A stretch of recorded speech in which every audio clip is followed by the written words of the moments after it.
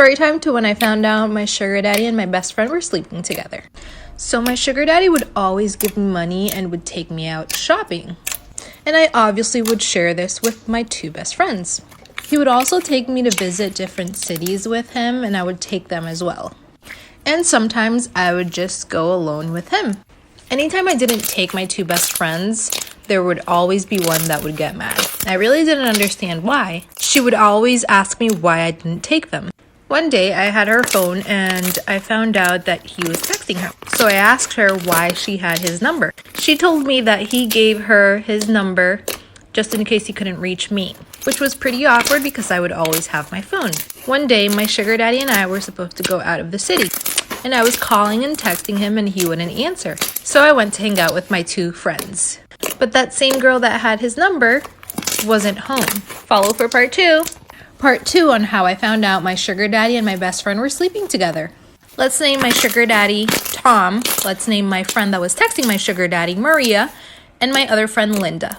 Linda and I were text messaging Maria to see where she was. She wouldn't answer our calls or our text messages. Linda said, "What if Maria and Tom are together?" Because she knew I found out that they were texting. I didn't pay much attention to that and just went on with my day. Later that night, I was going to sleep over my friend's house, so we were walking from my house to her house. From Linda's house, we could see Maria's house, and we saw my sugar daddy's car parked outside her house. Then we saw her getting out of the car and going in her house. Next day, we asked her where she was, and she said that she was with some friends. So since she lied to us, we confronted her.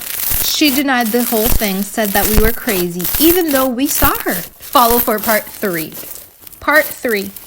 After that day, she wouldn't hang out with us anymore. A few weeks go by, and I'm texting and calling my sugar daddy, and he won't answer. So I called him from a private number. And when he answered, I asked him what was going on. He said, "I know everything." I asked him about what. He said that Maria told him that I was talking to someone and that I was sleeping with someone else. But I didn't really care, so we just stopped talking. Then I found out he got her a condo, and they moved in together. One day, I received a call from him saying that he misses me and that he wants to get back with me. And I obviously said no. And about a year after that, he was bankrupt, lost all his money, didn't have where to live, and had to move into her mom's house with her. Karma's a bitch. Story time on how I found out I was dating a psychopath. So we're gonna call him Jake. So 5 months into the relationship, he started acting weird. He would show up at work unannounced and said that he came to visit me because he missed me, even though 5 out of 7 days I would sleep over. One day I texted him and said, "Hey, I have to work overnight, can't see you tonight." And he got really mad. He called me a liar and said that I was cheating on him and that I was a whore. We got into an argument and I didn't talk to him for the rest of the day. I was at work at 9 and he texted me at 10 p.m. telling me that he was outside and that if I wasn't lying that I would go out and see him. So I went outside and I told him that this can't continue and that we had to take a break. And that was a really bad mistake.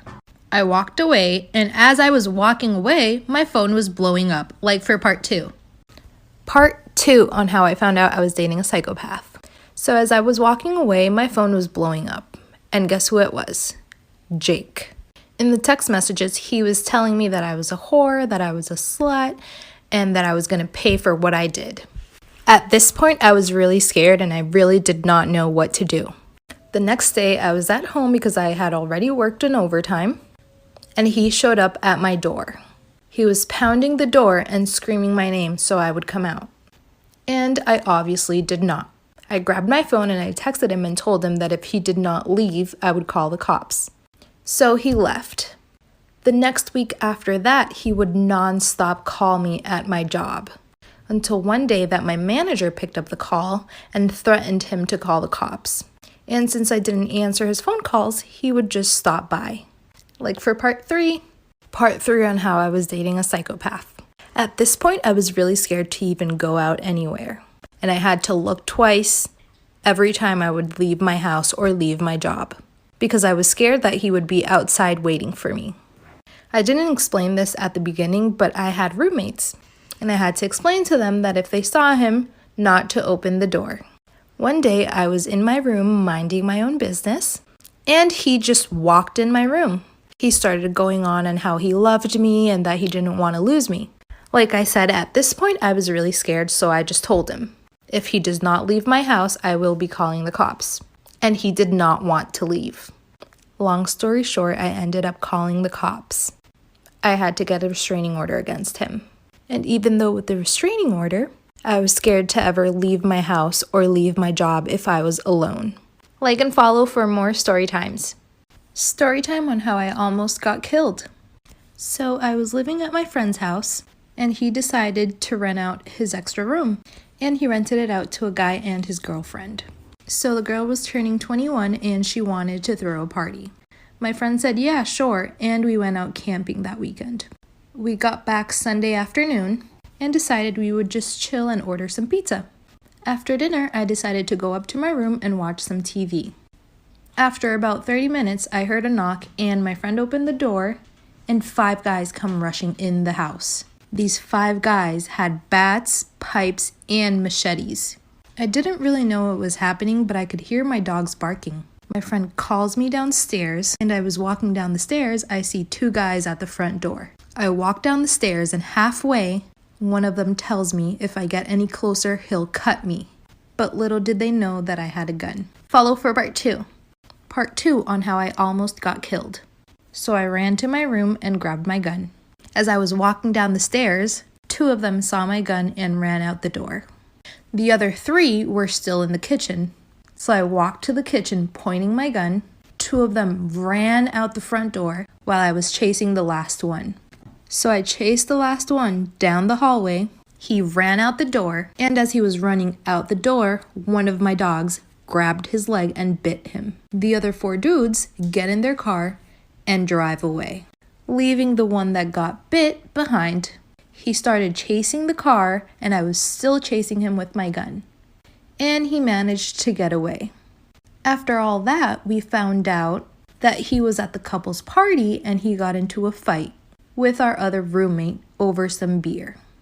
And yes, we filed a police report. Like and follow for more story times. Crazy story time about the time I found my sister and my cousin hooking up. So like every year for the holidays, our family would get together and we would have a big family reunion every year.